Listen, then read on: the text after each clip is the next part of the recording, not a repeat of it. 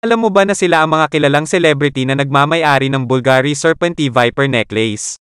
Gawa sa 18 karat white gold at pinalamutian ng full-paved diamonds. Tanging ang mga sikat na personalidad at mayayaman lamang ang nakakabili nito.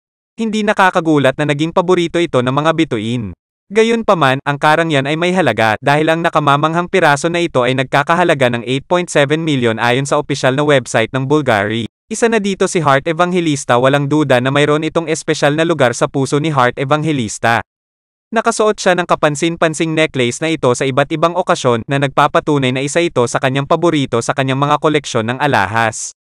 Huling nakitang isinuot ni Heart ang Bulgari Serpenti Viper Necklace noong May 12, 2023 nang mag-guest siya sa Kapuso talk show na Fast Talk with Boy Abunda. Sa panayam, sinabi ni Heart sa TV host na si Boy Abunda na isinuot niya ang kwintas upang ipaalala sa atin na maraming ahas sa mundo. Idinagdag pa niya na ito ay isang paalala na maaari rin silang maging kaibigan mo. At isuot ito bilang iyong accessory kapag kinatay mo na sila. Marian Rivera. Ang Bulgari Serpenti Viper Necklace ay isa sa mga first prize piece ni Marian Rivera mula sa iconic na brand. Noong September 2015 ang Kapuso actress ay lumabas sa cover ng Hola magazine kasama ang kanyang asawang si Dingdong Dantes.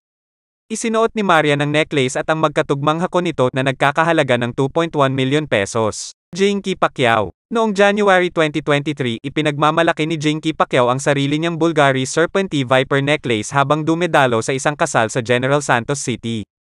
Ipinaraise niya ito sa katugmang bracelet na nagkakahalaga ng 1.9 million pesos. Ang dating Pinoy Big Brother house guest at skincare CEO na si Glenda Victorio ay nagmamay-ari din ng isang Bulgari Serpenti Viper Necklace at isa rin ito sa kanyang most cherished pieces sa kanyang koleksyon ng alahas.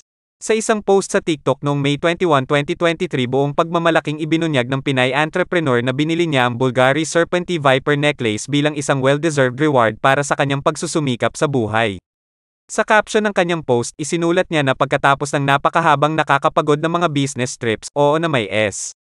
Iniisip ko talaga kung deserve ko ba nito or hindi. Sabi nga ng team ko sa dami kong pagod, sige na time to reward myself.